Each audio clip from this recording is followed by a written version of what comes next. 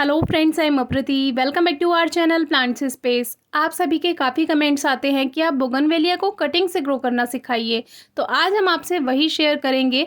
और ये प्लांट भी हमें कटिंग से ग्रो करने पर ही मिला था, जो कि हमारे एक नेबर ने हमें गिफ्ट किया था, जो कि वीडियो आपको डिस्क्रिप्शन बॉक्स में मिल जाएगी। इस साल इसको 2 साल पूरे हो चुके हैं। बहुत छोटी सी कटिंग वाला ये प्लांट था। आप ज़रूर चेक कीजिएगा डिस्क्रिप्शन बॉक्स की वीडियो। तो इसी की कटिंग आज हम आपको ग्रो कर देते हैं। और बोगनवेलिया की डिफरेंट वैरायटी होती हैं, जिसमें ये वाली जो इसकी वैरायटी है, इसमें पूरी स्पाइक पे फ्लावर्स आते हैं। इसकी फ्लावरिंग पर भी वीडियो है, आप वो भी डिस्क्रिप्शन बॉक्स में चेक कर सकते हैं। तो अभी इसकी फ्लावरिंग थोड़ी रुकी हुई थी, क्योंकि बोगनवेलिया थोड़े दिन फ्लावर्स देता है, फिर थोड़े दिन रेस्ट करके फिर दोबारा से फ्लावरिंग के लिए एनर्जी सेव करता है और फिर दोबारा से इसमें फ्लावरिंग होती है। तो हमने सोचा अभी इसकी कटिंग ले लेते हैं। तो जो एक्स्ट्रा ब्रांच हमें लग रही थी, वैसे मन नहीं करता है बिल्कुल भी अपने प्लांट को, जो आपका प्लांट अच्छी शेप में हो, उसकी कटिंग लेने का, लेकिन हमारे व्यूअर्स की क्वेरी थी, तो हमने सोचा इसके ज़रिए ही हम उनको बता देंगे। तो जैसी कटिंग का ये प्लांट हमें मिला था, वैसी ही कटिंग हमने ले ली है। और ये पॉली बैग रखा हुआ था, तो इसी में ही हमने एक कटिंग लगा दी थी। वैसे आपको सही में सजेस्ट करें तो रखे हुए पॉली बैग में बिल्कुल ना लगाएं, क्योंकि मिट्टी में एक तो मॉइस्चर जमा रहता है। ओवर मॉइस्चर की वजह से ही कटिंग्स ग्रोथ नहीं करते हैं। हमेशा नई तरह से मिट्टी बनाकर ही उसको पॉली बैग में, अगर आप ग्रो कर रहे हैं तो नई तरह से मिट्टी बनाइए और फिर लगाइए। अब ये रखी हुई मिट्टी थी, तो हमने सोचा एक कटिंग इसमें ही लगा देते हैं। अब देखेंगे इसमें आगे चलती है, ग्रोथ होती है या नहीं, आपको आगे वीडियो में दिखाएंगे। तो हमने इसमें इसको लगा दिया। तो ये तो पता था कि इसमें ग्रोथ 50-50% ही हो सकती है, फिर भी इसको लगा दिया, एक्स्ट्रा थी। आप जब भी कोई कटिंग ग्रो करते हैं तो उसकी एक्स्ट्रा लीव्स हटा दीजिए और ज़्यादातर ही लीव्स हटा दीजिए। तो जो कटिंग है उसमें ज़्यादा अच्छी ग्रोथ होती है और जल्दी ग्रोथ स्टार्ट होती है। वैसे तो ये पत्तियां भी कुछ दिन में मुरझाकर गिर जाती हैं, लेकिन फिर भी आप इनको हटा देंगे तो प्लांट अपना फोकस ग्रोथ पर करेगा और उसमें जल्दी ग्रोथ स्टार्ट होगी। ऐसे ही किसी भी पॉट में आप कटिंग्स लगा देते हैं तो ग्रोथ हो जाती है। फिर भी हमारे कुछ व्यूअर्स के कमेंट्स आते हैं कि हमारी कटिंग में ग्रोथ नहीं हुई। तो इस तरह से आप कट भी लगा सकते हैं, तो भी जल्दी इसमें ग्रोथ स्टार्ट हो जाती है। बाकी ग्रोथ जो डिपेंड करती है प्लांट की, वो डिपेंड करती है आपने मिट्टी में नमी कैसी बनाई हुई है।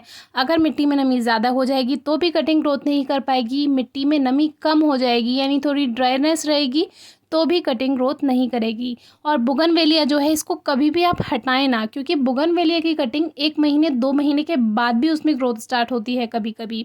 तो अब देखिए ये रिज़ल्ट है कि जो हमने इस पॉली बैग में लगाया था, बारिश में इसमें पूरी तरह से पानी भर गया था। तो अगर पॉली बैग में प्लांट लगा है तो वो सर्वाइव कर जाता है, लेकिन कटिंग है और उस कटिंग में ग्रोथ स्टार्ट नहीं हुई और उससे पहले बारिश का पानी भर जाए तो उसमें ग्रोथ नहीं होगी और वो कटिंग बेकार हो गई।